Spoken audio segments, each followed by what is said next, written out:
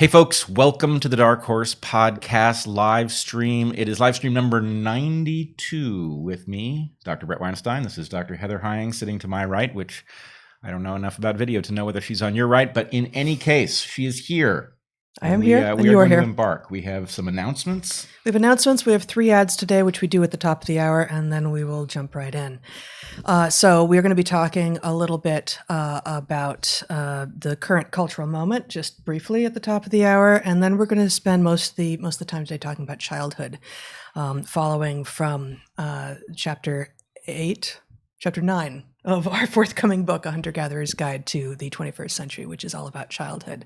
So we're going to be talking about childhood in us and in others, the value of play, unstructured and otherwise, the value of risk, all of these things.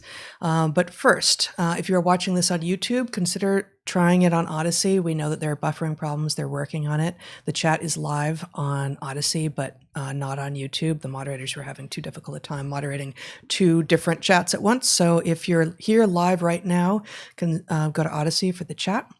You can ask questions at darkhorsesubmissions.com. Consider joining our Patreons. We will say a little bit more about that at the end of the hour. You can go to DarkHorse Podcast. No, you can go to store.darkhorsepodcast.org to buy DarkHorse shirts and Goliath shirts and such. Consider joining me at my new endeavor on Substack, naturalselections.substack.com. This week's read was on polyandry. And as I said, we're going to do 3 ads today. Drink, walk, lounge. Rinse, repeat. We've got 3, and we really, we don't accept sponsors that have products that we don't actually stand by. We reject more than we accept from the amazing guy who brings us these opportunities. And these 3 today, 2 of which are new to us, we really stand behind. So without further ado, let's embark on the ads. All right. The first one is for Four Sigmatic, a wellness company known for its delicious mushroom coffee. Mushroom coffee, you say? Well, that sounds odd, maybe not what you want. I was skeptical, but I've been drinking it lately when I want coffee with something extra, and it's very, very good. Four Sigmatic's mushroom coffee contains, yes, coffee, organic, fair trade, single origin, Arabica coffee, but it also has lion's mane mushroom for productivity, and I mentioned lion's mane mushroom last week as something that is gaining followers in the West, having long been something that is used as part of a health and wellness routine in many parts of the East, and also chaga mushroom for immune support. So I've begun to drink Four Sigmatic's ground mushroom coffee with lion's mane instead of regular coffee sometimes, and it does seem to add a little something, a little extra crispness and focus. The world seems just a little more clear after I drink it. It's delicious, just like regular coffee. You can't taste the mushrooms, if that's what you're worried about, as I was. But no, this tastes just like your favorite coffee, dark and nutty and delicious. So all Four Sigmatic products are organic, vegan, and gluten-free. Every single batch is third-party lab tested to ensure its purity and safety, so you know you're getting the highest quality coffee and mushrooms possible. It's got over 20,000 5-star reviews, backs their products with a 100% money-back guarantee, so you love it or you get your money back. So we have worked out an exclusive offer with Four Sigmatic on their best-selling mushroom coffee. This is just for Dark Horse listeners. Get up to 40% off and free shipping on mushroom coffee bundles. To claim this deal, you must go to foursigmatic.com/darkhorse. This offer is only for Dark Horse listeners, not available on their regular website. You'll save up to 40%, get free shipping, so go right now to foursigmatic.com/darkhorse and fuel your productivity and creativity with some delicious mushroom coffee. That's our first sponsor for today. Our second is Vivo Barefoot. Vivo Barefoot is on a mission to create regenerative footwear and experiences that bring you closer to nature and your natural potential. Vivo Barefoot makes shoes for feet. And we have a script here, but let's just go off script here for a little bit. These shoes are fabulous. They look weird. Have you noticed that? They look a little weird, but they were interested in being a sponsor of Dark Horse. They are fans, and we are now extraordinary fans of them. We've been wearing their shoes almost exclusively. We have dedicated bike shoes with cleats in them and such for other moments, but I can go forever in these shoes. Yeah, it's amazing how much the other shoes that we have from before we had these shoes are just kind of sitting around. They're lonely. They are a little lonely. Yeah. So the thing is, they do look a little weird the first time you see them. Right? Take them out of the box, and they look foot-shaped. They look foot-shaped. That's the thing is what you realize when you put these shoes on and then you walk around is that actually regular shoes look weird, and these look the way shoes should work. Because the theory here is that shoes constrain your foot in a way that's bad. Hypothesis. What? Hypothesis. Yeah, well, it's a hypothesis, but I think it's actually fairly well established at this point.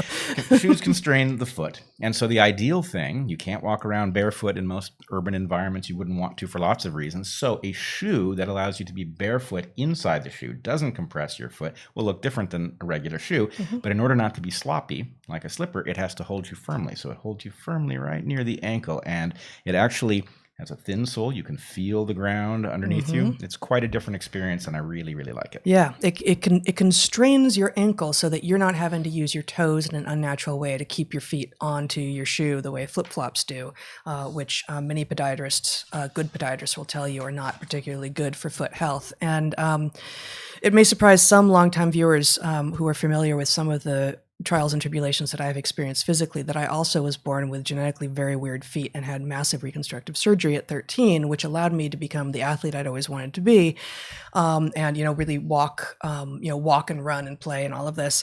But it does mean that I've got tetchy feet, and basically always have, and not in these shoes. Like really not in these shoes. They're really, really quite extraordinary. So we'll be coming back to you again and again with advocation, that's not a word. Advocacy for Vivo Barefoot. But let me say now that you can go to vivobarefoot.com/darkhorse to get an exclusive offer of 20% off. Additionally, all new customers get a 100-day free trial, so you can see if you love them as much as we do. Seriously, try them. That's Vivo Barefoot, vivobarefoot.com/darkhorse. Go try them out. We really think you'll like them. Yep. I'm very interested to see if they spread as a phenomenon as people try them on and discover what they've been missing. Indeed. All right. Our last sponsor for this week is Alform Sofas. So, what makes an Alform sofa terrific? An Alform sofa is a sofa that you can customize. You can customize the material that you're going to use. You can customize the layout in your living room. And then they ship it to you and you assemble it. We got one of these, and Toby and I put it together in a couple of hours. I must say I have done some furniture building in my day, some design and some building. And I always, whenever we go for furniture to buy something, I always look at the construction because it matters in the end more than almost anything else. And I was dubious about this because a modular sofa has many more places that something can go wrong, that it can creak or fall apart or something like that. But they've developed an amazing system for bolting these things together. So you really do get a fully rigid, very beautiful sofa, but it has the advantage that if you were to, for example, get a layout and then want to reverse it for a different room or reverse it because you've rearranged the way things are in your room, you can do that. You can unbolt it and put it together in a different way. The construction is excellent. The comfort is fantastic. And in our case, we got a sofa that we think is absolutely beautiful. So highly recommended. You should go to, Alform, ALLFORM.com/darkhorse. And they have arranged a 20% off all orders from our listeners at, again, ALLFORM.com/darkhorse. So check it out. Okay, we're done with the ads. Thank you. And in homage to Sesame Street, today's episode is also brought to you by the number 92 and the letter T. That's T. So the Hunter-Gatherer's Guide to the 21st Century has as its index entries for the letter T as follows.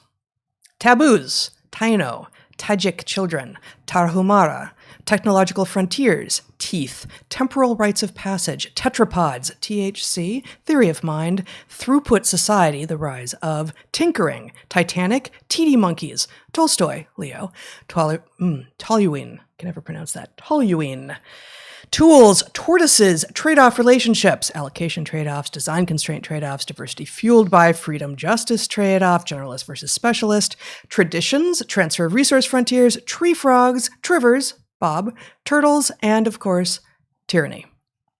Awesome. Turtles and tyranny. Turtles, trade-offs, and tyranny in the same section of the index. Turtles, trivers, trade-offs, and tyranny. Wow. Yeah. That is, I mean, if you needed to bring 4 things with you to a picnic, that wouldn't be a bad set. I think it would be. Oh. Yeah. Can we at least drop the tyranny, please? Right. But bring Bob to a picnic. Oh, absolutely. We've had Bob at I don't know if we had him on a picnic, but we had him at our wedding. Yes. He was the officiant. He was the officiant at our wedding. Indeed. Hi, Bob, if you're out there. Okay, so you wanted to start, and then we'll continue. Yes, well, we'll start at the beginning, and then we'll continue. Yes, I have a thoroughly uncomfortable story, which under ordinary circumstances I would not tell here for all sorts of reasons. I have, of course, cleared it with you, Heather, but yet I don't remember. We cleared a lot of things. You do remember. Okay. You'll know right away. Okay. And they will be able to read it in the horror on your face. So Heather and I had an argument this week. Yes. Right? Now, I must say, I don't feel terrible about this because all couples have arguments, and I think it takes time to learn how to have a proper argument, how to be humane to each other, but we have done very well in this regard. We don't have many arguments, and when we do have arguments, they tend to be over things that matter, and we are humane to each other in these arguments. Nonetheless, we had an argument this week, and I must say, just an aside, in the middle of this argument, speaking to your humanity, you delivered, I don't know if you know this part, but you delivered one of the most amazing compliments in my entire life. Wow. Right. So there was a section of the argument in which you gave a list of really extraordinary qualities of mine that you find, I don't know, worthy of esteem or something like that. And then there was a kind of a however. Sure. Right. And then I don't remember what came after that. But there was a long list of compliments, and they were really high quality ones. And so anyway, that meant a lot to me. Thank you.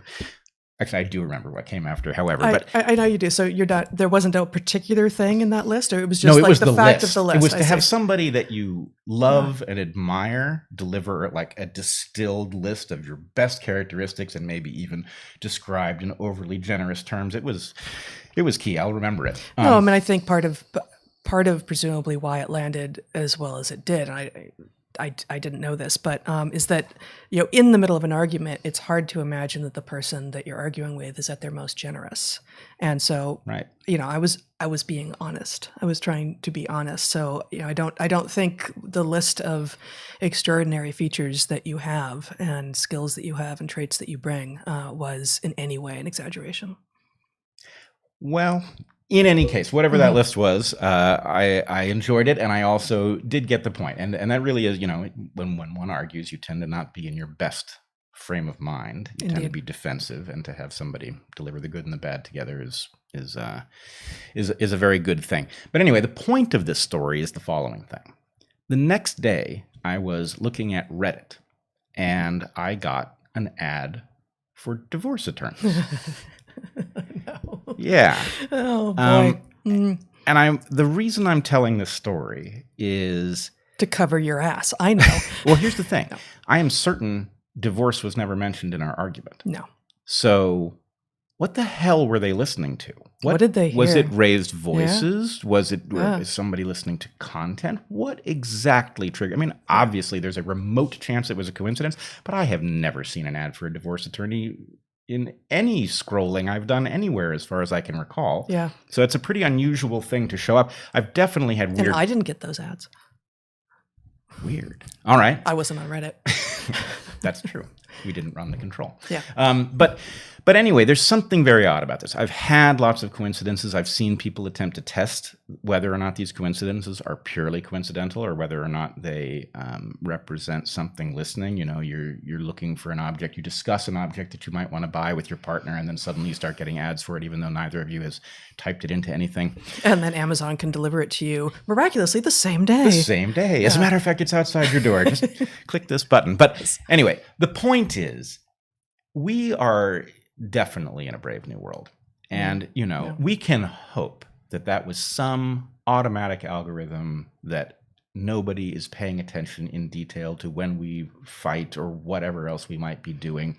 But I think the chances, if this was just simply some low-level algorithmic thing, the chances that that lasts and that somebody doesn't start collecting such information and utilizing it in order to gain power and disempower those that challenge them is zero. And my bet, and I must say I've been saying this for 20 years, at some point, the thing that collects all this data, right, just sort of as a matter of course rather than because you've been targeted, it just hoovers it up, it sticks it somewhere. Mm-hmm. It can do something that I would call retroactive surveillance, right? Yeah. It can go back through your history and it can figure out what it didn't care about at the time, but is now useful to it, right? Retroactive surveillance. That's You have become a person of interest. You have become a person of interest, and therefore your past is now relevant and we own it, right? Yeah. That's a very frightening, that's much worse than somebody having to notice you and then start spying on you, which is bad enough. Yeah, and the distinction philosophically and analytically between like post-diction and prediction is huge. Right. And this is the latter. This is mining, as opposed to hypothesis generation and prediction. Right. And it results in the possibility of what I have tried to describe as some kind of light-handed surgical tyranny. Right. Where if you've got everybody's data and you just leave everyone alone until somebody causes you trouble and then you go after them in a concentrated way, the point is you don't have to harass most people. All you have to do is disrupt the lives of those who would make change, and nothing changes. So if your point is let's keep the status quo because we are doing well in it, then this is a perfect weapon for that sort of thing. So anyway, I don't know what we are to do about this, friends. I really don't. But I do think the problem is that the people in your life who sound like they may be overly concerned about the devices we carry in our pockets, for example, probably none of us are concerned enough. I noticed that Ed Snowden had a thing. I can't remember what the main topic of the article was, but it started out by saying when he gets a new phone, the first thing he does is remove the hidden microphones in it, right? There are things in there that can be used to transduce sound, and he actually physically removes them because what else can you do, right? Yeah. So anyway, let this be a warning to us all. They are monitoring things, apparently, that we don't think they are monitoring. And, barring a very weird coincidence, that is a pretty strong indicator, in my opinion, because, random divorce attorney ads probably aren't all that profitable. So yeah. Anyway, end of story, but I do think there's something to be concerned about. Yeah, indeed. So that's where you were going to go? Yep. That's it? All right. I will also say, for those who are in the Pacific Northwest, you will know this. We've had, I don't know, is it our third, maybe, incredible heat wave this week. And it's a little bit cooler today, but it combined with a change in air patterns such that the smoke from the fires is finally coming down a little bit. So, not only is our AC on, which is drying things out, but the air quality is terrible. And so, point of order. Apologies for the cough. We are having our third heat wave this summer this week. Yeah, what did I say? It implied it, but you said we are having our third heat wave this week, and I just sort of think of it as one heat wave. Yeah, no, this, you're right. You're right, and it didn't get to 116 like it did the first time in the end of June, which was insane, and breaking records by several digits, but by several integers, but it did hit triple digits, and the air has had that yellow. It hasn't gone into orange or red tinge like it did during the fires last September, but it's had that sort of pre-apocalyptic feeling to it, which was sort of a decent match for a lot of things. But we are not going to spend time on the apocalypse today. No, we're going to spend time on childhood, which is it's the opposite of the apocalypse. It's actually a hedge against apocalypse. That's what childhood is in some ways. And we're going to start. So this is, as regular listeners will know, we are going chapter by chapter through our book, A Hunter-Gatherer's Guide to the 21st Century, which is coming out September 14th, 2021. And doing an excerpt or two from each of the successive chapters and then talking about it. And so I actually have a couple of excerpts for this week that I'm going to read, we're going to talk about, and then I have some other supporting information to share. So without further ado, we're going to start with just the first 3 pages of the childhood chapter. All of these chapters really go so many places. And so even if you feel like, oh, you're reading excerpts, I pretty much know what's in the book. No, every single chapter has a ton more than anything we're talking about. So chapter 9, Childhood. Childhood is a time of exploration. It is a time to learn rules, to break rules, and to make new rules. When our older son Zach was 5 years old, he innovated a new mode of locomotion downstairs, which involved a large rubber ball and a mattress. It worked well, until it didn't. His arm brake required the surgical insertion of metal pins to stabilize the growth plate of his humerus, and another surgery 6 weeks later to remove them, but he healed beautifully and innovated with more wisdom going forward. A young orangutan, following his mother through the trees, may whimper and call for her upon reaching a gap that is too large for him to cross. She will return and bridge the gap, allowing him both to cross and to see how it is done. Young ravens span years in large social groups after they become independent from their parents and before they form pair bonds with long-term partners. Alliances form during this time, but conflicts also arise, and those ravens that figure out how to reconcile with one another experience less aggression going forward. When a young snow monkey named Emo innovated cleaning her sweet potatoes by dipping them into the sea, the adults in her troop were slow to take notice.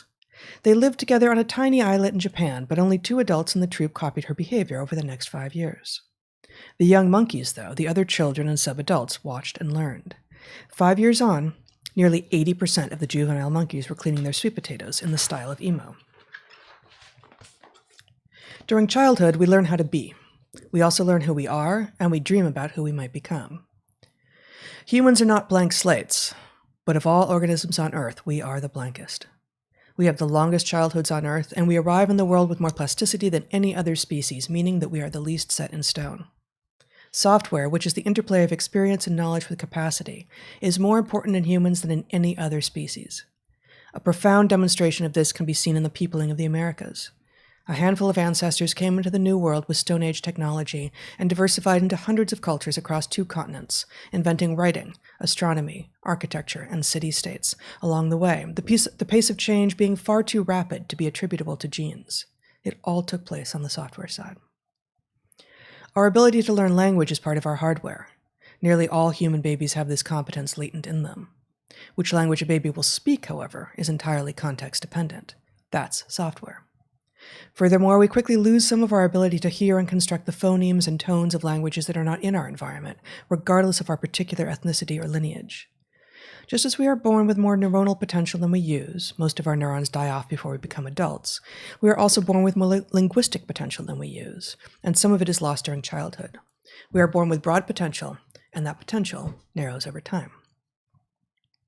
On its surface, the paring down of initial capacity may seem like a tremendous waste, so why do we do it? The answer is that when we are born, we are in a mode of exploration.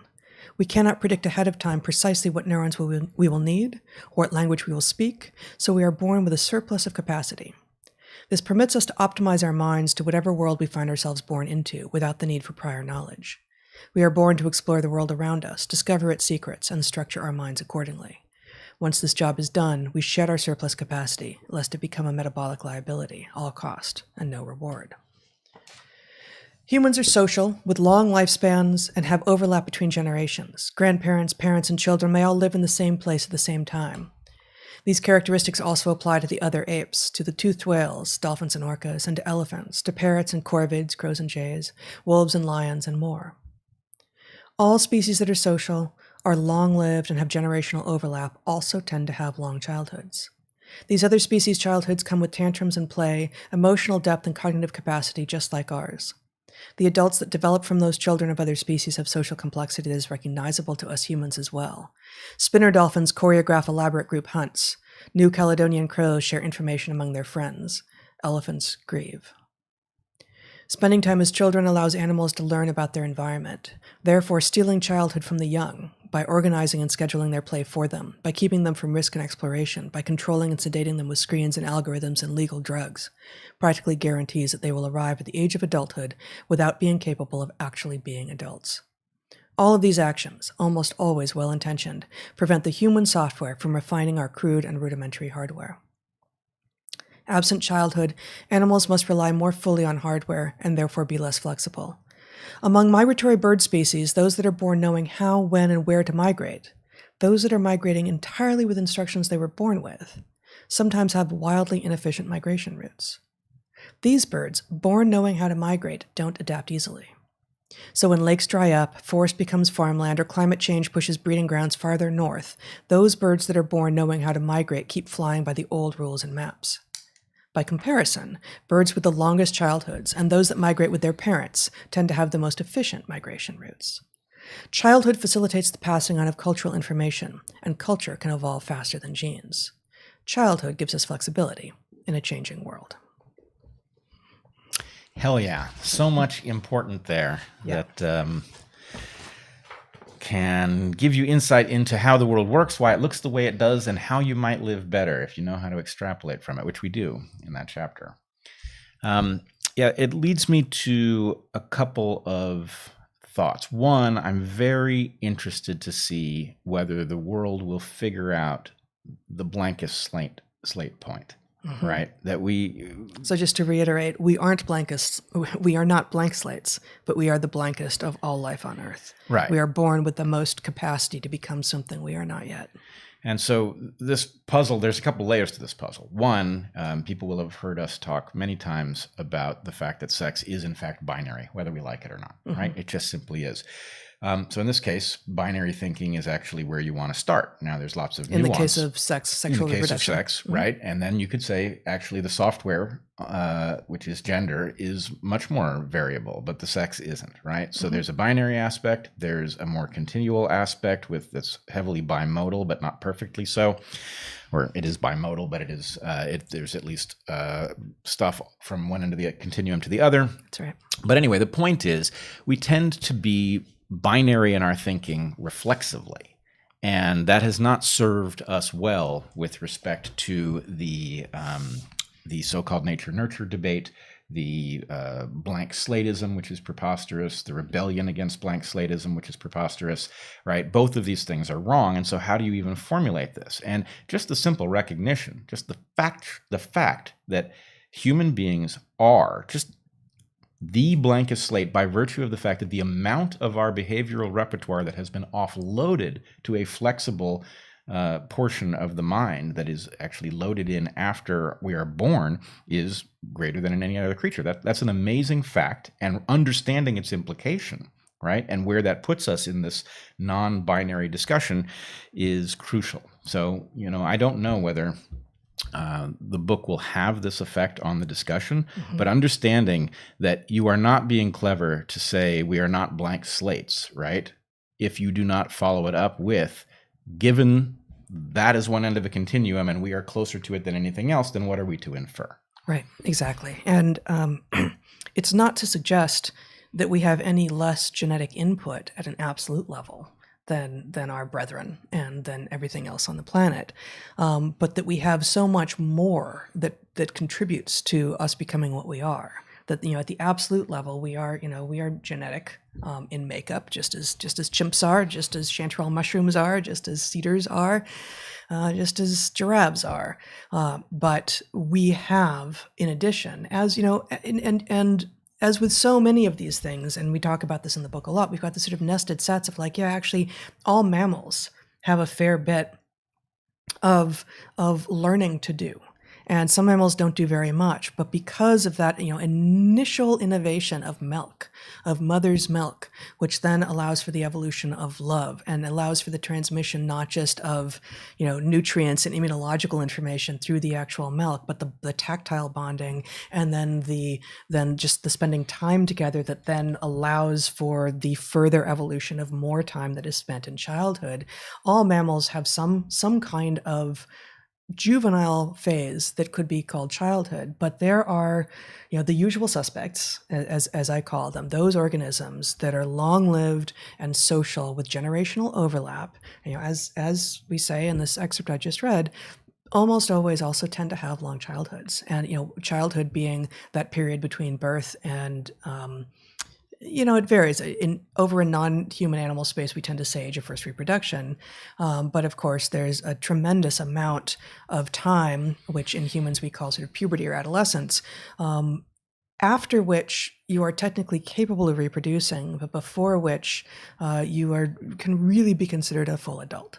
And so all of that is what we're considering in this concept of childhood, during which time different cultures have different have different timings, and actually that's the next excerpt that I'll read, and maybe that's a good segue. But just as all mammals throughout history have provided milk to their young, all humans throughout history have a period of time during which the children are at first completely helpless, and then somewhat less helpless, and then ever more able to help themselves, but at the same time benefiting from being in the family setting, being able to observe what elders do, what youngers do, to teach, to learn, to interact, to play. All of these things are not an after effect. They aren't sort of what you do, and we'll get to this too. They aren't what you do to fill time because you're stuck in childhood. They are the reason for childhood. They are the reason for childhood, and we should say,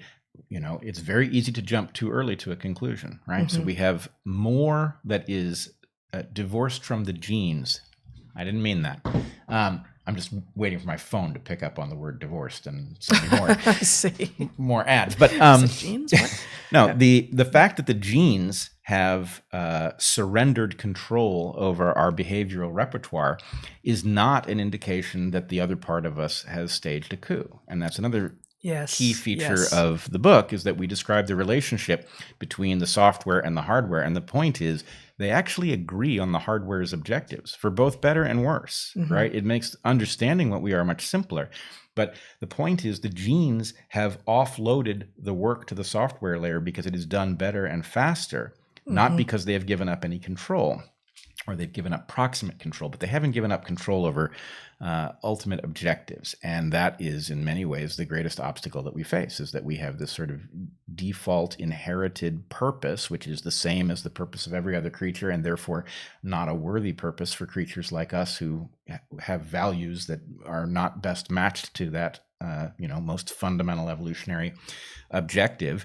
So anyway, we have to grapple with that. And I guess the third thing, which you hinted at in passing here, is that childhood, as much as it is an amazing time, is actually an unavoidable cost. In order to get the software part loaded well, you have to have a childhood. It's a cost that you have to endure. And if you think about the way selection has to view this, childhood is a big risk, right? It's because childhood is long and dangers are many.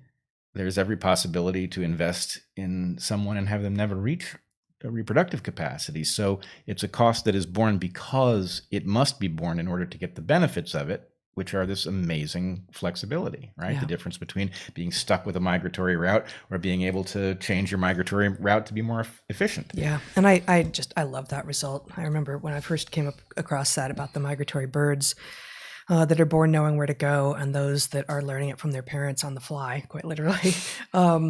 I used to share that in my vertebrate evolution programs when I taught that, and I've seen no update, but it also stands. It hasn't been falsified. This idea that even for birds traveling long distances, if you have someone with whom you can do an interplay in real time, go like, oh, this or that, as opposed to, I know what to do and I'm doing it.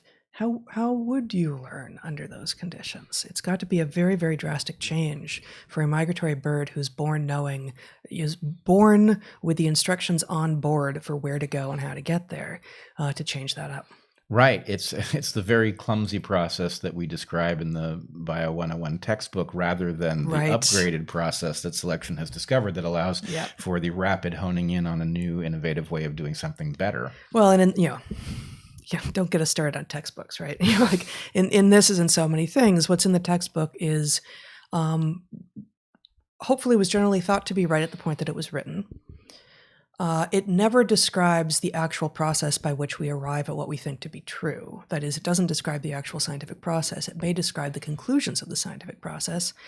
And it tends to simplify to the point of caricature, which often then ends up introducing inaccuracy, usually unintentional, but so often textbook versions of things, as opposed to deep dives and discussions about what the implications are, will lead you astray. And this is why this is sort of the basis for this thing that people say, a little knowledge can be a bad thing, right? You know a little bit, and you think you know what evolution is, you think you know what science is, and then you speak with the authority from a textbook as opposed to the authority of having dug deep and tried to think through, what would this mean? What are the implications? If A, B, and C, then what? What will follow? And that, of course, is a large part of what we're trying to do here on Evolutionary Lens. I mean, I've changed my opinion a little bit on what's going on in the textbooks. I mean, textbooks themselves are a troubling phenomenon. And let me just say, school is next week, so we'll come back here. We'll get there. Yeah. But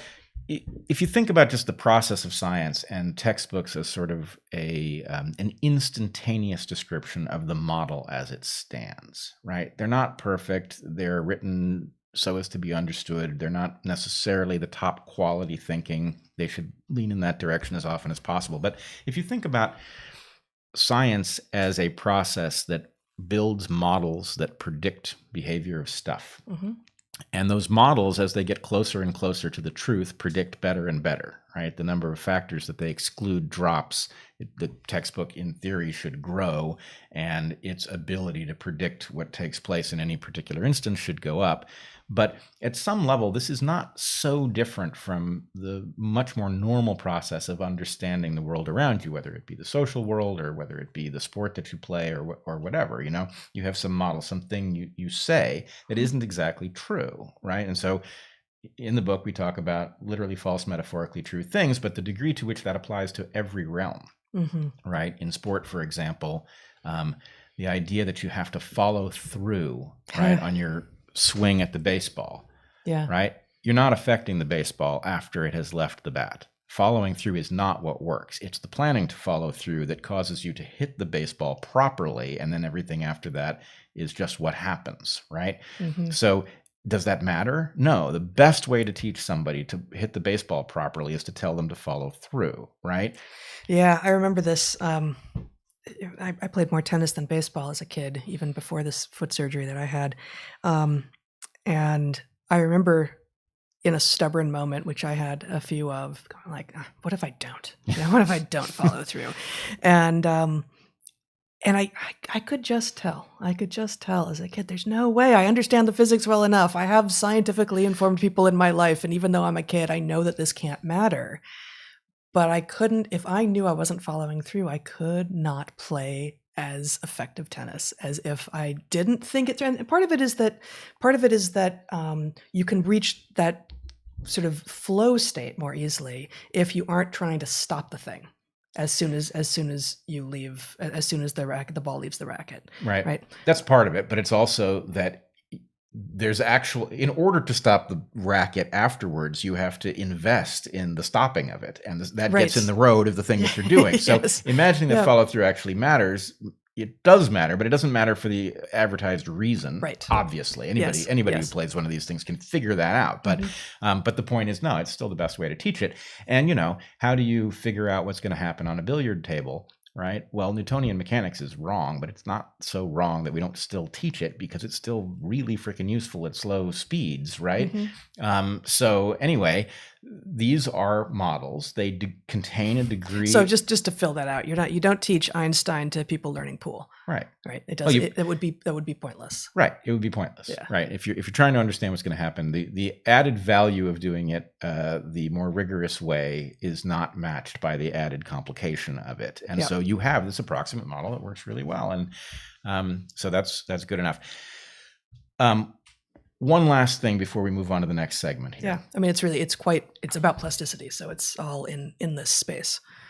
All right. Well, I think I'm going to put this here because it was raised by the initial thing that you read, which talked about languages and the loss of the ability to use phonemes from languages that don't overlap your own if you don't hear them or I think use them as a very young person. And there's a part of me that's very wistful about some of the things that woke culture has eliminated from the landscape. And one of them is language play between different cultures.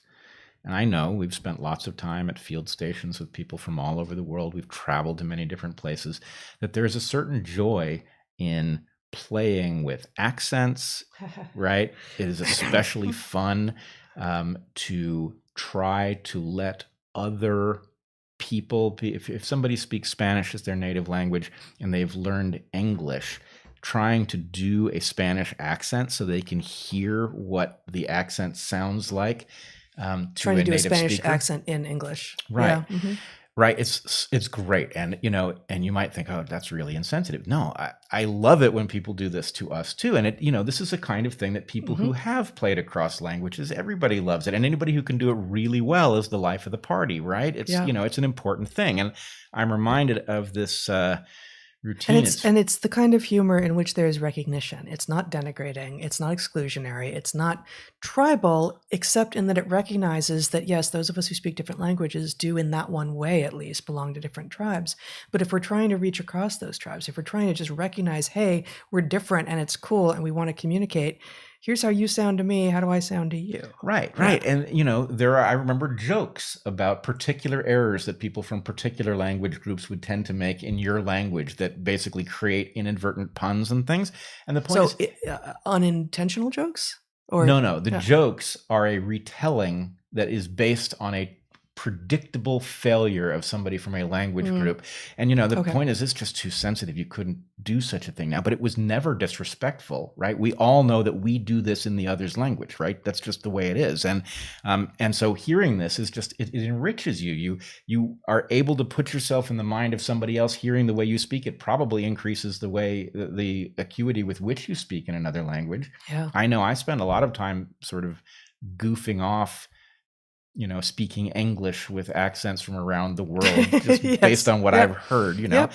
And I don't find anything wrong with it. I know there's no disrespect in it, but I'm reminded of this musical comedy routine, this Italian comedian. What was his name? It's Andriano Celentano. And the song, the video is very dated, and as far as I know, there's not a really good version of it. The video is actually degraded because I think it was recorded on videotape, and there's no master that has reemerged. But anyway, are we gonna link to this? Yeah, we could. Okay. The song is called "Prisenkolenensensuzo." Right? Not helpful. No. Okay. Here, I have the spelling there. Anyway, the point of the song was it was a kind of elaborate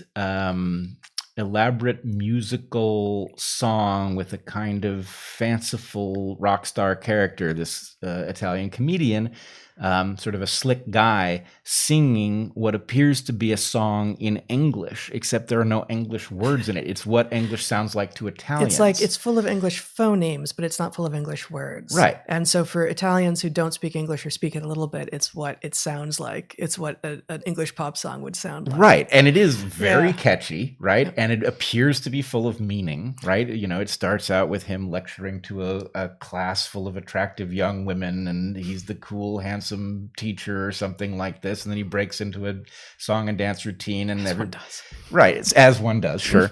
But anyway, the point is there was nothing disrespectful about this. Quite the opposite. It was Italians telling English speakers who had taken over the world of pop music what their music sounded like to them. Which this is what we hear, and it's not we're saying how dare you or this is gross or we don't like this. Like this is just what we hear. No, and it's awesome. It occurs to me that hearing you talk here, that one of the many reasons that I love being in places where I don't speak the language, and I always try to speak enough to be respectful and to get along. And you and I have talked about this on air and in life for decades now. I really wish that I had more facility with other languages, but my Spanish is enough to get along with at this point. My French is enough to get, and my Malagasy not really. And when we were in Turkey, we learned a few words enough to be informed, but that was really it. So being in a place, really any place, even in Latin America, where I do speak enough of the language that I can now recognize the chatter around me enough, at least to know sort of what the context is. But it's like this intermediate between, much as the reason that I love to watch cats do what they do, and the reason I love to watch monkeys do what they do, is that it's animal behavior. Mm-hmm. And I want to understand what organisms are doing without the overlay of their damned explanations. Right. Because the explanations, the anthropology of what's going on is very often, now you're in the in the domain of like deceit and self-deception, which is itself evolutionary, and that's all very interesting. But just as we have said again and again, turn down the sound on your conversations or on the conversations of others, and you will learn a lot more about what is actually going on, like what people are actually feeling towards one another. And you can do that much more easily without turning down the sound if you're able to listen to people and watch people engage in the language that you are not fluent in or don't speak at all. And so you get to engage with people as people, rather than as cats or as monkeys. And like when you're trying to engage linguistically, I'm like, oh, this sucks. This is really hard for me. I'm trying. But then take a step back and like, okay, this is awesome because I get to interact with people without having to internalize their stories about themselves necessarily. The way that when you're in your home language, it's very hard to say, okay, you know what, I just don't want to hear your stories at the moment. I want to watch what you do. Yeah, it's absolutely revealing. It's also fascinating to find out, when you do spend time, like we've had guides, for example, who we've, taken for a week into Ankara, for example, where we do have some shared language enough to get by, but not a lot. Mm-hmm. And it's amazing, how you think that a friendship is based on what you say to each other, and the fact is that's part of it, but it's not the majority of it. And so you can genuinely really like and respect the character of somebody that you've heard very little from and aren't in a great position to say exactly what they said. You know? Well, and I mean, I'm just thinking, you do end up with little linguistic shared things that become, like the foundation for your friendship. And so, I'm thinking specifically of, it was probably Angelique, in Ankara, which is in northern Madagascar, the very first time we were there, or maybe it was the second time we were there, in which we, and this happened over and over again. In Madagascar, things never come when they're supposed to. Never. And so, you're waiting for a boat and you're stranded and like, okay, is it going to come tomorrow? Angamba Rapitsu is one thing. What they say. Angamba Rapitsu, maybe tomorrow. Is it going to come tomorrow? Angamba Rapitsu. And Angamba Rapitsu, which literally means maybe tomorrow, and figuratively means almost certainly not tomorrow. Right, and also means, how would I know? Like, right. How would I know? You're here just like I am. How do I know? And then because, Malagasy was their first language and English was our first language, and we came together in French-ish, their French was generally much better than ours. They'd say, Angamba peut-être maybe. Right. Angamba peut-être maybe. So maybe, in 3 different languages. And they just keep repeating it to us like, okay. And so it became sort of this mantra, even when you're like, oh, are we going to be able to get enough rice for dinner? Angamba peut-être maybe. Yeah. Are we going to find the frogs today? Angamba peut-être maybe. Yeah, it's a great example because I think Angelique didn't quite understand that would be funny to us. He thought he was just sort of covering it, in all of the languages in case that might we missed be the first necessary. And then when we started repeating it because it was funny, it became an inside joke for all of us. Yeah. So yeah, these things frequently happen, and they say a lot. And I will just say one more thing. I'm wondering if I have mentioned this before. If I have, you'll tell me and I'll stop. But I used to run an exercise with classes that I would take, especially to Sun Lakes in Washington, where we would spend a week in a place where you can basically hike without the trail system because there's enough stuff up above you that you can figure out where you can dead reckon basically across this wild habitat. And for one day of the week, we would make a rule, and it was sometimes called Silent Day, but it was not Silent Day. The rule was no use of language, no reading, no writing, no speaking a language. But you could do anything else you want. You could whistle, you could make noises, right? And so people went about their normal activities, and they innovated ways of doing things. So a Frisbee game, right, descended into like whistles and hoots and things because you didn't really need all that much language to play Frisbee, right? And, walking on a trail the way you ordinarily warn somebody they're about to, trip on something, these things take on another character. There's certain things you can't suppress. You can suppress your language, but then ouch, shit, right? That just, the Tourette syndrome stuff. The Tourette syndrome stuff emerges anyway, which tells you actually that is really filed separately, right? Yeah. Well, and the failures are interesting too. So I didn't do this as often as you did, but we did do it on our 11-week Ecuador study abroad in the Amazon at Shirapuno, deepest in the Amazon we got on that trip, and it was deep. And so we did a no language day then, and I was out walking alone, hiking alone, and I came upon one of our best students. I'm not going to name him here. I think this may be in the book. I don't remember. I'm not going to name him here because I didn't clear it with him before thinking I would tell the story. And he's on the trail ahead of me, coming the other direction, with his binos up, looking into the canopy, and I sort of quiet, and and he sees me, and from a distance, he's like, "Yeah, okay." I walk quietly up, as you always should when you're in the forest, if you want to see anything, and we don't have any language, and so he's like clearly about to leave, and so we sort of share a little. Whatever it is, I don't even know how we shared anything. Meaning of some kind. And I'm looking, and I'm like, yeah. And he walks on the other way, and I stay there for a while looking at the sloth in the trees that he was clearly looking at. And this part of the Amazon was very interesting. Like in Central America, we have happened upon places with so many sloths, and in the Amazon, they're much rarer. And so there are a lot of students on our trip, who are really excited about sloths, and they're rarely seen. It's hard to know how rare they actually are. Yeah, there are a number of places where we've been in Costa Rica and Panama, where you're just guaranteed to see sloths, and it was, I think this may have been one or maybe two sloths that anyone saw on this entire trip. And so I was still in the forest for a couple of hours, and I continued on. I think I came out to lunch, and so we're still not talking. And then come dinner time, we decided to break the language thing for dinner, so that we're all sitting around, eating by candlelight for dinner. And I sat next to him. I said, "Oh man, thanks for pointing out that sloth. That was awesome." He's like, "What sloth?" "What are you talking about?" Like, well, what were you looking at? And he's a bird guy. He's really into the birds, and I don't remember what bird it was, but he was looking at some bird that I didn't see because I trained my binos on what looked like the same place he had, and I saw the sloth right away and stopped there. So, I could have also seen the bird, and he could have also seen the sloth if we had been in a moment when we had decided that we were allowed to speak, but we were honoring this, this totally artificial, like, we're not going to do language now. And oh my God, thank you so much. That's awesome.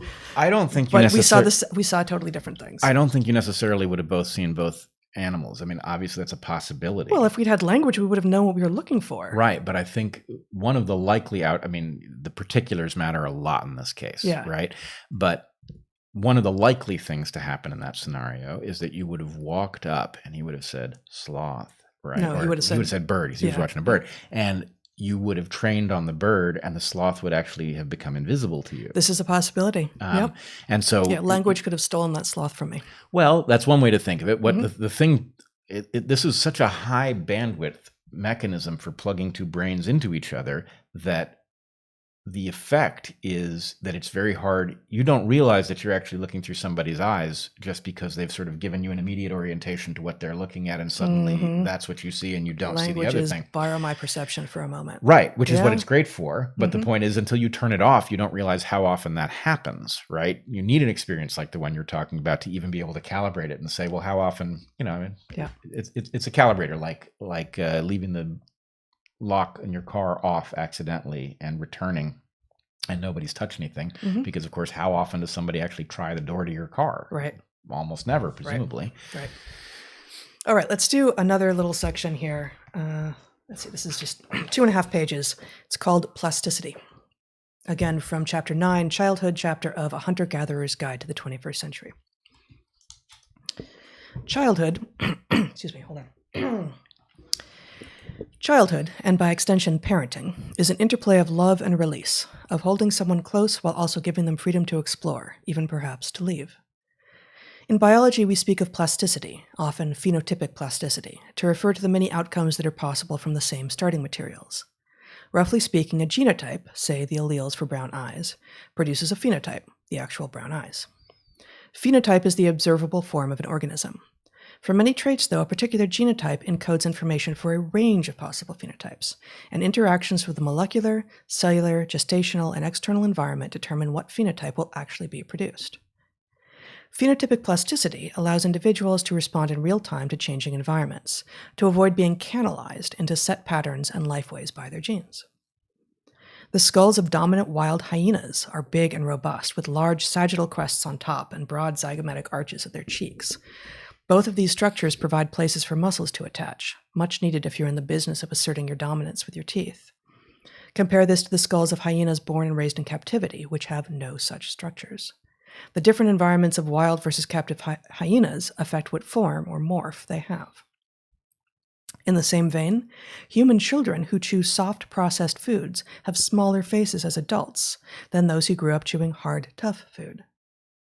Spadefoot tadpoles can grow slowly into omnivorous morphs, or if they are tightly packed and running out of time and space in the ephemeral pools in which they live, they can grow more quickly into larger, fiercer cannibal morphs and feed on each other.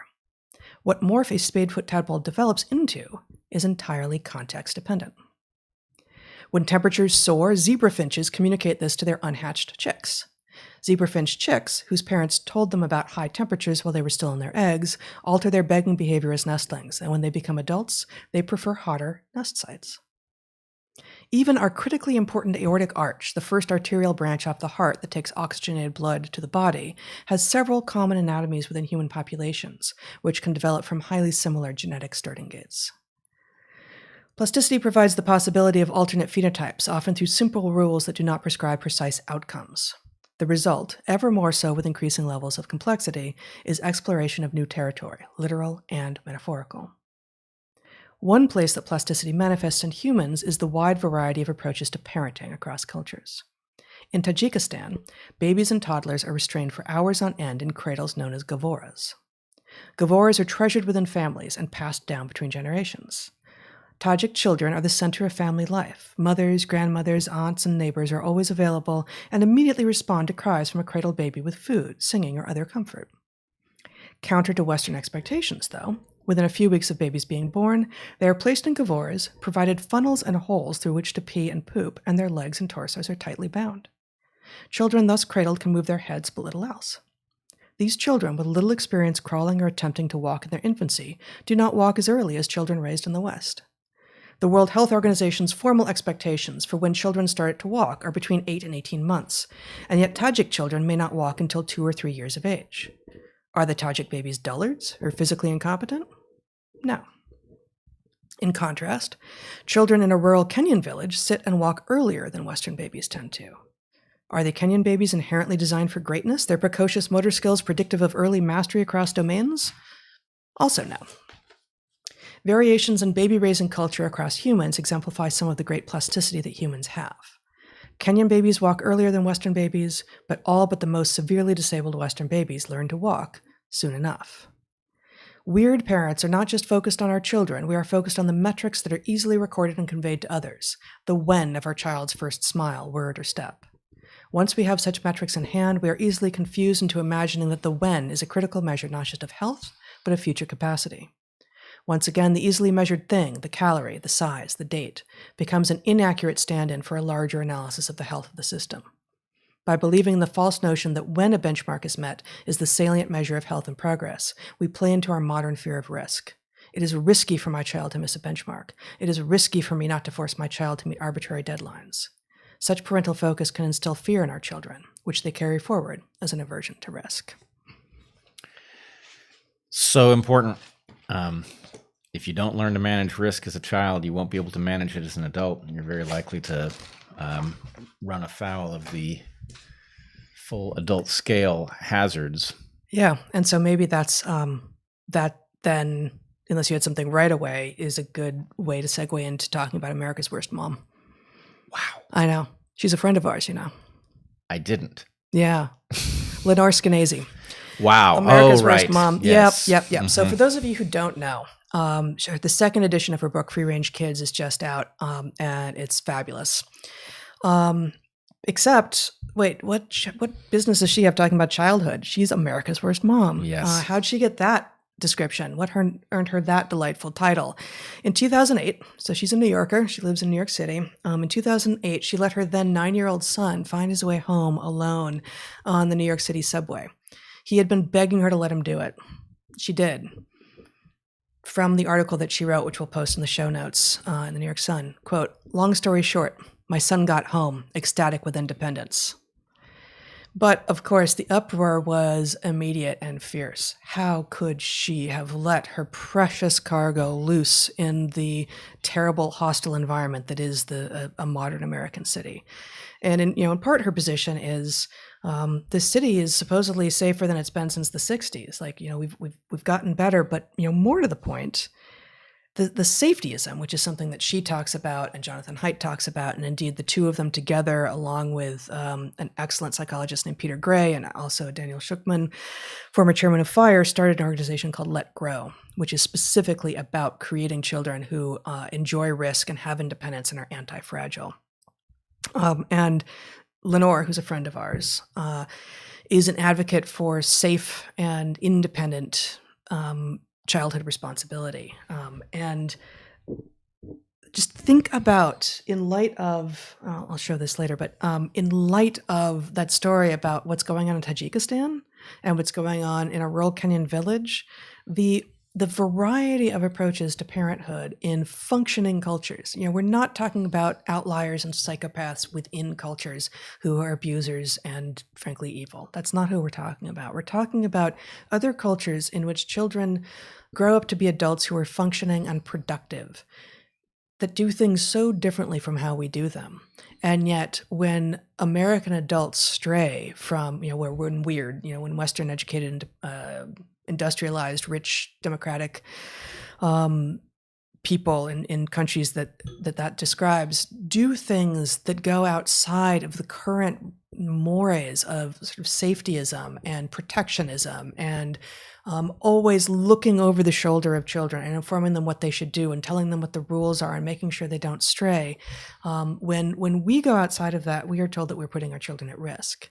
And this requires a bigger conversation about risk, which we will, I think, start today. And I mean, we've been talking about, but maybe we will be talking about for some time. But the idea that individual level risk is the only risk that should be thought about and that should be responded to, because it's the easiest to measure, as opposed to creating a society of people who are incapable of doing the analytics themselves and taking responsibility for their own risks, such that you then have a society level problem, a society level pathology, really, in which people aren't capable of figuring out what is true for themselves.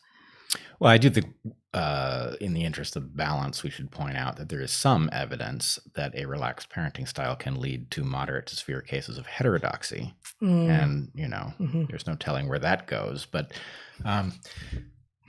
yeah. So the other thing is, in some sense, I mean, here's the really uncomfortable part of this.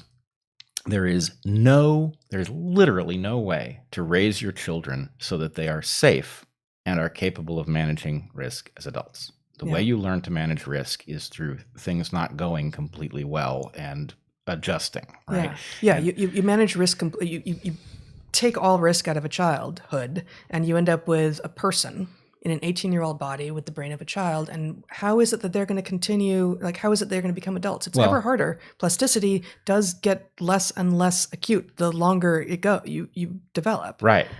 In fact, what you will get is colleges full of children demanding that the world be made safe around them. Right. Right. Which, I know that sounds far-fetched, but it could happen. Yeah.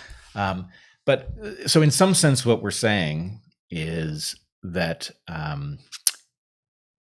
if you keep your kids safe, that you are putting the adults they will grow into at risk, right? That's the counterintuitive point, right? Well, but not just that. If you keep your children safe, you're putting the adults that they will grow into at risk. They will be less competent, less productive, more fragile, less capable in all realms. And furthermore, and some parents will say, not my responsibility, but furthermore, you are putting the society into which you are moving them at great risk. So you are also creating a cost that all of us bear by creating fragile children.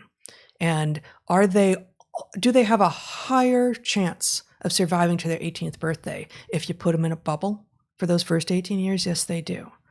Is that 18-year-old someone who is going to surprise you, going to be creative, going to be productive, going to be analytically insightful, going to be industrious, going to be capable? No. But they're going to be alive. So, which of these things do you treasure more? Obviously, we want our children to be alive, but at the cost of everything else, almost a guarantee that by bubbling them up for the first 18 years, they will survive. And then what? Then you have a perennial child, and then you have a society full of perennial children. Right. And, I think many of us have happened on this realization from different paths. Yeah. I mean, this is not so different. I mean, it's not at all different, really, from Jordan Peterson suggesting that you not interrupt children while they're skateboarding. Sure. Right. It's the same thing. And the point is skateboarding safe? Nope. But it is a good way to break your arm and learn the lesson of how one breaks their arm while you're young. Yeah. And is this safe? Zach, you want to show this? Right. This isn't. So for those listening, this is a picture of our then 8-year-old son Toby, jumping off the fallen, the root mass of a big leaf maple that had fallen in an ice storm the year or two before. It's quite a ways down, and he's jumping into a mixture of Salal and Oregon grape, mostly not Oregon grape, although I see some of it there. Oregon grape being somewhat spiny, and he did it over and over and over again. And so did the dog, and so did Zach. And this just is the picture that I found. Could he break a leg? He could. Could he break his skull open? He could. This isn't where you start. You don't start by jumping off the highest thing into an uneven surface. You learn to fall. You figure out how to deal with your environment in small steps, such that by the time you're 8, you can do this. And by the time you're 18, you can do more. Yeah. And, in fact, we are, of course, wired for these things. I have hypothesized that we have many weird characteristics, lowercase weird, not weird country characteristics, but weird characteristics designed to train us to protect things that matter, right? And my guess, the prediction of the model, is that you get hit in the testicles more when you're young, right? And that I didn't. No, I'm sure you didn't. But those of us who did, right? It's a very profound experience. And the point is, anything that you do that results in a likelihood of that leaves a very clear imprint on you, and it trains you without anybody having to wag a finger, right? You understand exactly what the problem is, and you just learn not to get hit in the nuts. And I mean, it's the difference between knowledge gained by embodiment and experience as opposed to being told. Like, dude, play better tennis. Cool, done. Okay, Done, if it were that easy, which it's not. And somehow in this incredibly abstract, unfortunately, far too postmodern world in which so many of the people engaging, even those who say they've seen the flaws of postmodernism and are not going to engage in it anymore, so many people are operating in an entirely social landscape, like making arguments that are about sociality as opposed about social implications and what other people say and what other people think, as opposed to what is true, like what actually is true. And the way you know that best is by physically engaging the truth of whatever it is that you're trying to physically engage. Well, I do think physically is the way you learn all of these basic lessons. And then there's a way to extrapolate so you can learn lessons that you can't possibly afford to learn yourself, which I know it's become a joke in our family, but I am quite a big fan of the subreddit, What Could Go Wrong? Because a lot of things can go wrong. And the most interesting things on what could go wrong are the things that go wrong repeatedly that you don't think are likely to happen at all, right? Those are very fascinating things. And anyway, it does cause... So the point is... And bonus, you get ads for divorce lawyers when you're looking at what could go wrong. Actually, I did not think about whether or not I was browsing what could go wrong when the divorce lawyer ad came up. But anyway, yes. There's a bunch of stuff you can learn yourself, and nobody has to tell you, hey, don't get hit in the nuts again, right? Don't get hit in the nuts again. Nobody needs to say it, right? Also, hey, try not things to you don't need school for. Right. Try not to hit your funny bone. Yeah, got it. Yeah. All right, right. And there's a very good reason. Most people don't realize that there's a good reason for the funny bone thing, and it has to do with what happens to the nerves that operate your very important hands as they pass through a joint that can't allow those nerves to be protected by all the outer stuff. And so, bumping your funny bone is a warning. Hey, if you keep doing that, you're going to lose use of your hand. Yeah. Right. So anyway, if you insulate your children from the things that will cause them to get hit in the nuts, they might get hit in the nuts as an adult, Yes. which is a bad thing. Yeah, indeed. So actually, this is totally apropos.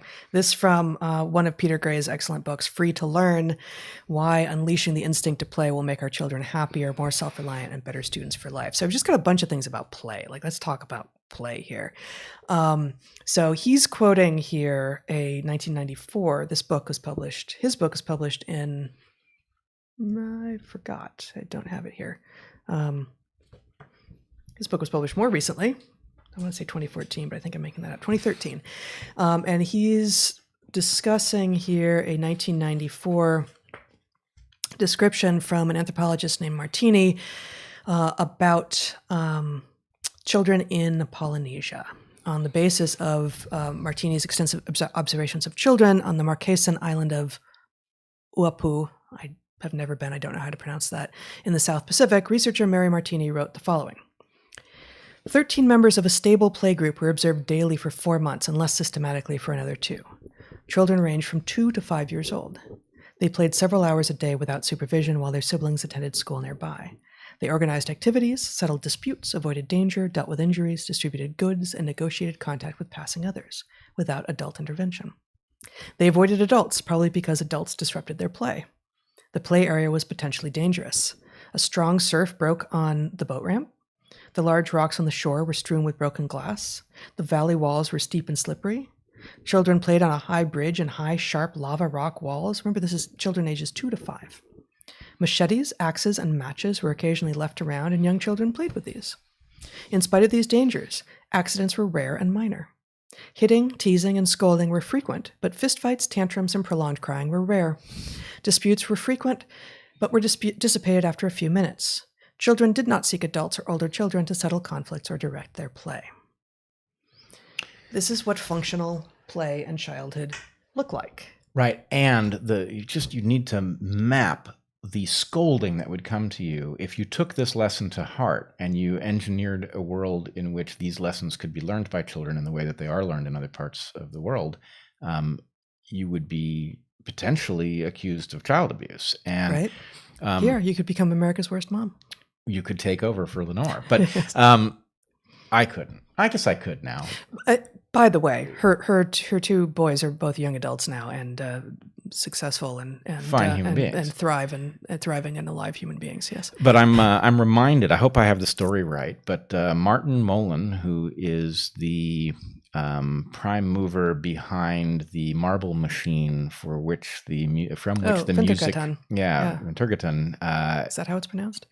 Okay, Martin, get in touch. We need to talk. But anyway, the theme music for DarkHorse. The theme music for DarkHorse. He describes playgrounds.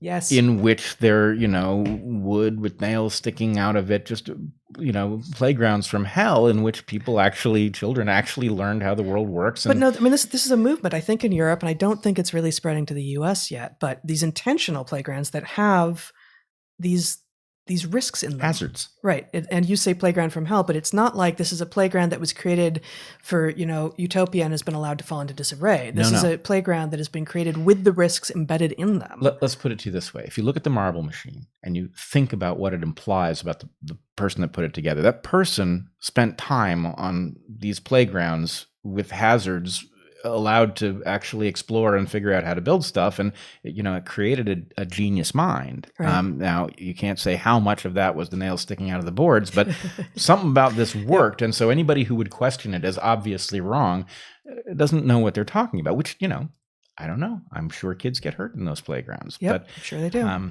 But the point is, the fact that children get hurt. Yeah. Is not evidence you're doing something wrong, because again, right. It's the adults that you're putting at risk if they don't get hurt. And, as with all of these long-term questions, it's very hard, if not impossible, to do the experiment because the control is so far out and it just requires longitudinal tracking. So, you want to compare, we would want to, and it's not going to happen, compare the children who spend time in those playgrounds with the children who don't, but not as children. Like, sure, you can compare injury rates and even death rates as children, but also look at how they do as adults and, the various indicators of health and productivity as adults. And the prediction here, which has been made across domains, in many different specific ways with regard to the value of risk and adventure and play in childhood, is that those children who are exposed to such things as children are much more functional and productive and healthy and frankly capable of avoiding real harm as adults. Right. Yeah. Which does not mean that it can't go wrong. Of course. Of course it can. And how we are lucky. We are lucky. We have our willingness and in fact insistence on exposing our children to risk, none at first, right? This is not a just expose children to risk. There's a developmental period, and you don't want your newborn to ever think that you don't have their back. And we talked about this either last or a week or two ago. But the older they get, the more capable they get. Letting them take more and more risks, getting farther and farther away, because they now are secure in the knowledge that they have one or two loving parents and, hopefully more kin and more friends around them who will come for them if they need it. And that allows them to take more and more risks, such that when they do step over that threshold into adulthood, they are actually really capable and really able to determine, when they encounter things they've never encountered before, how to assess, how to decide what to do next. I think it also makes sense to just point out that, there's no great way of doing this, right? Allowing your children to face risks means running the risk that something bad will happen. Yeah. And the way we've managed it is we have rules, right? And, the rules in our house are you're allowed to break your arm. You are not allowed to damage your eyes, your neck, your skull, your back, but you are allowed to break an arm or a leg. We don't want it to happen. Your sensory organs and your central nervous system are off limits. Off limits. Yeah. And, if it happens, we'll take care of you. But, but the point is, anything you do that results in an injury near your eye, the question is, were you in danger of violating that rule? Because then you're doing something wrong. And this is consistent with not all injury is the same, not all harm is the same. And frankly, this is going to seem like we're going way off the rails here, but I'm reminded of the way that Me Too went stupid, right? Where was it Matt Damon who I think who said basically that frankly sexual assault is different from being patted on the ass when you don't want to be patted on the ass. And, some people will say, well, that was sexual assault. Like, actually, there are different degrees of awfulness, and we need to be able to talk about it. And there's different degrees of injury. And so, if any time your kid falls down and gets a scrape, you run in with your, bucket of first aid kit, and you make sure to slather it with iodine, you make sure to put a Band-Aid on it, you make sure to kiss it and tell them it's all going to be okay. Well, they're going to think that might have been the worst thing that could ever happen to them. And anytime anything that happens to them and someone doesn't come in with their bucket of first aid, they're going to think they're being mistreated. And, we didn't apply very many Band-Aids to our kids growing up, and it's not because they didn't have scrapes and wounds. We said, okay, get back on the bike then. And, sometimes it can feel like, but I just want comfort right now. And sometimes comfort is what's necessary. But as you started saying, and as now I do too, it's about the future. What happened. There's no changing it. You can overlay your story on it, and I can overlay my story on it. But what happened. If we can both agree that whatever it was wasn't good and would be better if it didn't happen next time, what can we learn from it? How can we move on? Let's go have fun again, but do it while reducing the risk that the thing that just happened doesn't happen again, or reducing the risk that it does happen again.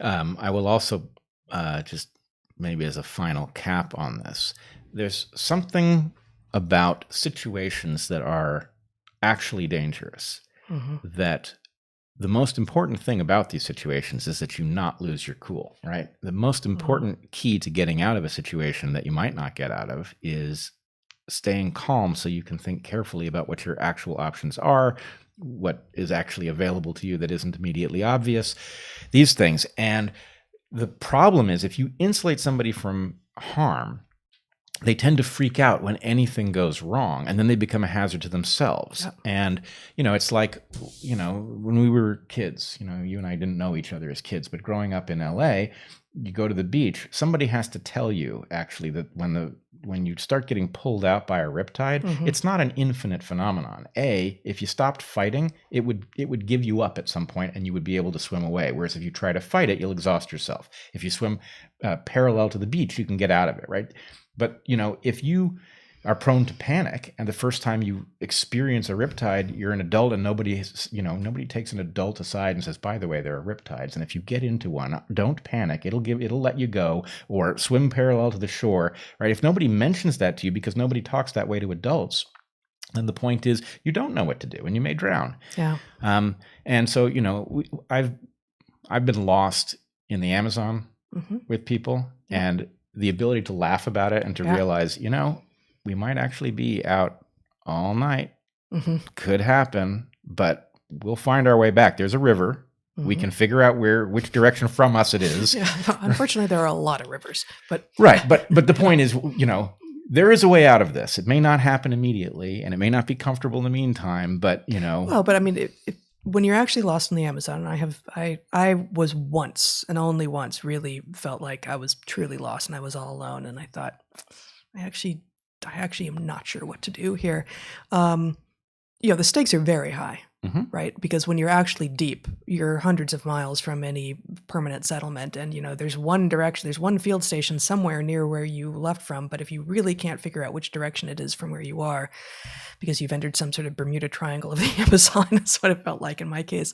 You gotta get exactly that, or else you could be walking forever and probably will never see anyone ever again. Well, that's the problem, especially at night. You are in danger. Once you've made one error, it's very easy to compound it because especially, everything looks the same. You think it doesn't all look the same until you're off trail and 3 meters off and everything looks new. And it's amazingly difficult to find trails. Like if you've only ever been on trails that are maintained by, a weird style organization, right. Then it feels like, well, at least as soon as you find the trail, you'll know. It's like, no, you can just walk right across the trail if you're off of it. And once you've done it, if you think the trail is that way, and you walk that way and you walk over it, which is especially likely at night, then you don't know whether the trail is yet farther or you need to turn around. And once you've started talking yourself into one of these things or the other, you can just compound the problem dramatically. So the thing is, in that case, it's certainly the panic that gets you too. Right? Yeah, and if you start thinking, all right, at least I want to know if I'm walking in circles. I need to mark, as I move, I need to mark so I at least know how to undo what I just did, right? So that sort of thing. Yeah. So the moral of this story is carry flagging tape everywhere. Yes, especially downtown. For sure. That's a perfect segue to the last couple of things, and then we can talk a little bit more about them. But we've already talked about we have childhood in order to play. Play isn't something we do to fill time in childhood because what else are you going to do? Childhood actually extends in length in order to create time for play. And so this is a terrific book as well. I'm going to put all these in the show notes. But David F. Lancy, The Anthropology of Childhood, Cherubs, Chattel, Changelings. So he's an anthropologist who has done, as far as I can tell, the only sort of compendium of anthropological literature on childhood. And you can see how many book darts I have in that. So this is a well-loved book. But there's just one thing in here, 220. He says, and this is just amazing, a hypothesis from 1898 from a book called The Play of Animals. This guy named Gruss says, animals do not play because they are young. They have their youth because they play. That's early, totally right? Like perfect. that's just post-Darwin. So that's remarkable. And then just after that, in this book, Lancy describes something that Diane Fossey with the mountain gorillas said about them. So in Rwanda's Parc de Volcan, I can't speak. You can. It's the volcano park. The Mahoro mountain gorilla troop, first habituated by Diane Fossey, has several juveniles, and play, especially after the morning feeding session, is almost nonstop. So again, as in many of the great ape studies, the animals are being provisioned in order to sort of bring them into a place where they can be observed. So that is, they're not entirely in their totally normal wild state. But so they've morning feeding, play is almost nonstop. One juvenile repeatedly twirled himself in a circle, falling down in apparent dizziness. I observed, this is Fosse. I observed youngsters climbing up and down a slender 5-meter high tree and exaggerating the swaying motion as they climbed, dangling from either hand or foot while grasping and waving large leaves they'd removed. Aside from solo locomotor play on the ground and in the tree, juveniles chased each other in games of tag and tussled in rough and tumble play, involving as many as 3 players at a time. They pulled each other off the tree, dropped bomb-like from the tree on top of their playmates, and rustled in a rolling fur ball. Trying to distinguish body parts among the entwined animals was impossible. In the space of 40 minutes, the jungle gym tree they'd been using had been utterly destroyed, and the surrounding low bush had been flattened into a lawn.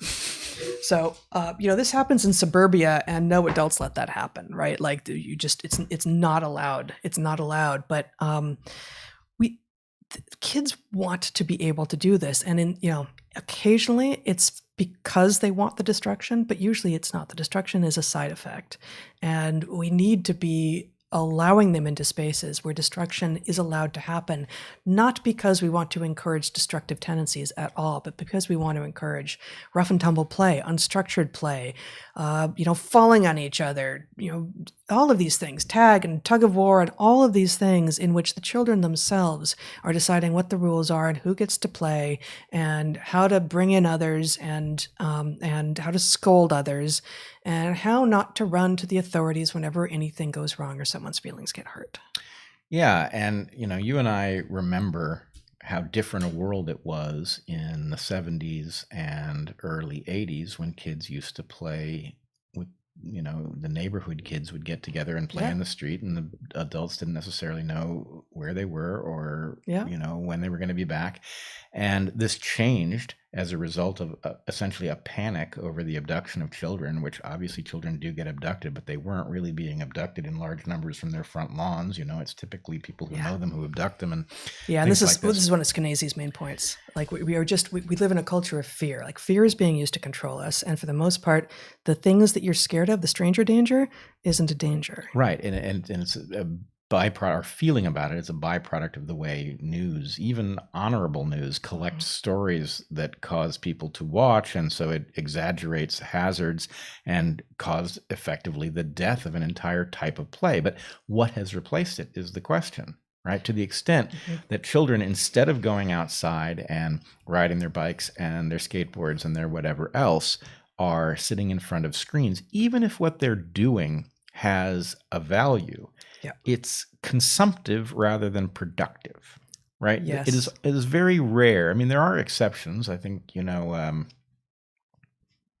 why am I forgetting the name of that computer game in which you build Tetris? Minecraft? Minecraft is a place where kids can be productive in a way that matters. I don't know what fraction of what goes on in Minecraft is that way, but it's at least possible to do useful stuff that actually teaches you. But to the extent that what you're doing is just consuming content, you're actually training yourself to be a consumer rather than training yourself to manage risks. And then there's the question about what happens if your childhood is filled with super cool snippets of video, right? Like amazing stunts and things. Does that make you more likely to be able to do amazing stunts, or does it make you feel like there's nothing you could possibly do that would be interesting because you've seen the most amazing stunts? Yeah. Right? I'll never get there. I'm not that good.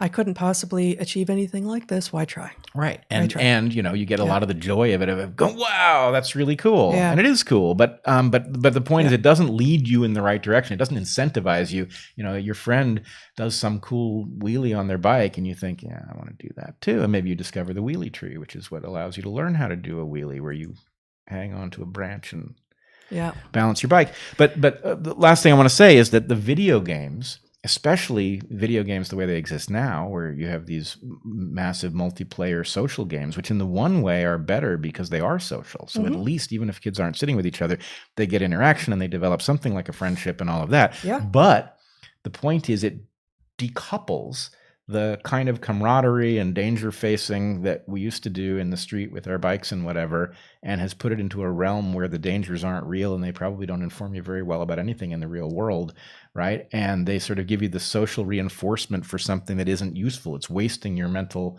capacity for these things. And what will that do to adults? Yeah. Well, I'm reminded of the gang of kids playing in the streets that I did. I don't think it was a consistent part of my childhood, but there was at least several months when there were a number of kids in my neighborhood, and we played a game that we called Greek Gods and Goddesses, and we each chose one of them and to embody, and we roamed the neighborhood enacting. No, not Rome. Roamed. I know. I just sorry. I was being a little pedantic. Yeah. Being what we saw as, perhaps the best, but also the worst of that person. And I have a little bit of a hard time imagining that everyone else was as into Greek mythology as I was at that point. But God, it was so much fun and so free. And we were also, I grew up in West LA in the 70s and 80s. And as I remember it anyway, we were certainly allowed to roam freely across all of the front yards, and I think across a lot of the backyards too. Yeah. And just, do our, in my case, I always chose Athena. I was Athena, and I got to do the Athena stuff in the neighborhood with all the other boys and girls, and it was just extraordinary. Sure, it was. And you were probably on bikes often on bikes, but I remember all the kids in the neighborhood, and it was nearly constant for much of the year, Yeah. Well, that's a benefit, of course, being in Southern California. Yeah. Right. And, we got into a lot of trouble. And I think almost none of that trouble was at my instigation. But nonetheless, I learned a lot about trouble and why you shouldn't get into most trouble, and you should get into other kinds of trouble, and how to tell the difference and all of that. And, again, I hate to be the wagging your finger and get off my lawn guy, but there is a question about whether or not the play you are engaged in has any utility whatsoever with respect to the adult stuff you're going to be expected to do, right? And the bike stuff, the running around the neighborhood, that stuff had relevance, right? Not exact, it wasn't precise, but the point is, the same stuff that allows you to navigate the hazards of biking around your neighborhood and jumping off of curbs and leaping over hedges and all of that is about the physical world and what can happen there. Yeah. I think I'm going to disagree with you a little bit here, though. I think that we specifically do not want to hold play to any such standard. I think we want to encourage unstructured play in which the children choose the thing, and I want it embodied. I'm not. Right? I'm not disagreeing with that. I'm saying that if somebody else has fed you a video game in which the idea is that you're going to, pursue goodies of some kind or blow stuff up, the point is it's not even clear that the lessons in it are inherently true. Right? Well, unstructured physical play, the lessons are inherently physical. Yeah, I guess the distinction for me, because I think you and I actually do have we aren't just opposed to video games, right? Mm-hmm. Like we've actually seen it, in many of our former students as well, that in some cases, gaming was a way to allow them some social interaction before they felt that they were sort of capable of doing so themselves. And that said, for me, the issue is one of disembodiment, but also one of consumption. And so the more interactive, such that you can actually change the rules of the game and decide your own fate and interact with others, and they can also give you feedback on what it is that's going on, the better the game is. And so, an entirely passive thing is the least play-like. Right. And it's the most school-like, frankly. And it's part of why school is failing the way that it is. I'm going to make the same point I always make, which is, it's actually two different points. One is it's not the box, it's the business model. Yeah. Right. When the idea of the video game is to keep your attention and prevent you from wanting to do anything else because what you're doing is so visually rewarding or puts you in situations that are so socially rewarding, whatever it is, the point is you've optimized for something that isn't about you. It's for whatever corporation made the thing. Right. And the other is that, I hate to make this point about play, but I think it is actually in some sense the central theme of what we've been talking about is it's all well and good to have fun when you're playing, and you should. Fun is one of the driving motivations, but the purpose is not entertainment, right? The purpose is not even recreation. Recreation is the wrong modality. The idea is to usefully upgrade your software, and the reason that play is fun is because if you do it, your software gets upgraded. Well, it's the distinction, and it's one that we make in the book, although not on this particular point, between the junk version of something and the full version. So junk food, junk sex, junk play. Yep. Right? Totally. Junk play is the perfect description. Yep. Yeah. So one last thing.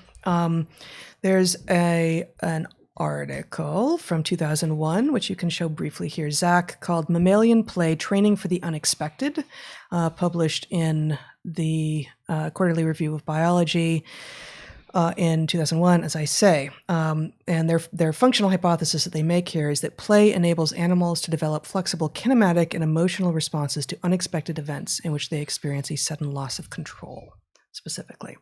And that may not sound all that new. It's from 2001, but this article is actually great. It's in Quarterly Review, so it's a big good journal. It's a good journal and a very good article. And they make actually, I didn't write it down, but I think it's like 24 different precise predictions in this article, which is just a really good sign.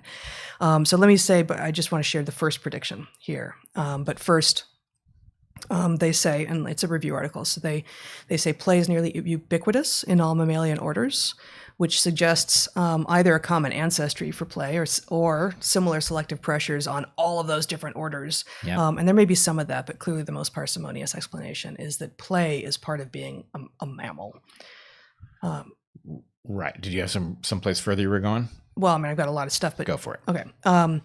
Their major hypothesis, as I said, although this is their description of it as opposed to in the abstract, is that a major ancestral function of play is to rehearse behavioral sequences in which animals lose full control over their locomotion, position, or sensory spatial input and need to regain those faculties quickly. Mm-hmm. And further, a sort of a sub-hypothesis is that we hypothesize that animals in play learn how to deal with the emotional aspect of being surprised or temporarily disoriented or disabled. And then furthermore, in adverse social situations, emotional overreaction may lead to undue escalation of conflicts. So that right there, and that is what we were seeing sort of society-wide. And then, let's see, I've highlighted the first prediction. If I can find it, here we go. Prediction from this article. The amount of play experience obtained affects the ability to physically and emotionally handle unexpected events and temporary handicaps. Animals deprived of play, be it by natural circumstances or artificial manipulation, will be less able to deal with such situations. So, in some ways, if you interface this with the various models in our book, this is a rehearsal for useful application of consciousness. That effectively, the conscious mind is navigating situations for which you don't have a pre-written program, and that if you're thrown by such a situation, then you're not going to be in it. Basically you don't have enough practice with your conscious mind in order to deploy it usefully. Yep. And bad things will happen. You could, as we were talking about a few minutes ago, you could take a situation in which something has gone wrong and panic your way into death or into further lostness in the Amazon or whatever it is that happens. And let me just say, not just panic your way necessarily, but anxiety your way too. I mean, I think anxiety is, by many measures, a sort of a lesser form of panic, and that the rise of anxiety disorders is exactly in line with the decline of children being allowed to be children. Oh, this is good, because if you think about, if you put all these models together, the idea is that which is unexpected ought to trigger your conscious mind, which needs to have played usefully in order to know what to do when it is triggered. Precisely. And if you interrupt this process, then the thing that should cause you to go into this secondary mode where you figure out how to usefully get out of your situation or to make some other value from it, just results in paralysis or chaotic behavior or whatever. Yeah, your nervous system is just constantly triggered. Like, actually, you're just in high alert all the time, and you can't be calm, and you can't make good decisions, and you can't innovate. Yep. Yeah. No, it does look a bit like what we're seeing. It does. Anything else? I think we're there. All right. Well then, this brings us to the end of another episode of DarkHorse. For those of you watching rather than just listening, we're going to take that 15-minute break and then be back with a live Q&A. You can submit questions at darkhorsesubmissions.com. We do not get to all of them, but we get to many of them. Please consider joining our Patreons. We very much appreciate the support. If you're watching on YouTube, consider also watching on Odyssey. We are still fully demonetized on YouTube, and that is hopefully going to change at some point, but we don't know. You can get shirts at store.darkhorsepodcast.org. Email any logistical questions, not questions for the Q&A, but logistical questions to darkhorsemoderator@gmail.com. Please consider coming over to naturalselections.substack.com. You join for free and you get emails when I post new pieces every Tuesday. And subscribe to all 4 of our channels, if you would, on YouTube and on Odyssey, Bret Weinstein's main channel and also Dark Horse Podcast Clips. And share, spread widely. Anything else? Achieve excellence. Achieve excellence. Be good to the ones you love. Eat good food and get outside. Be well, everybody.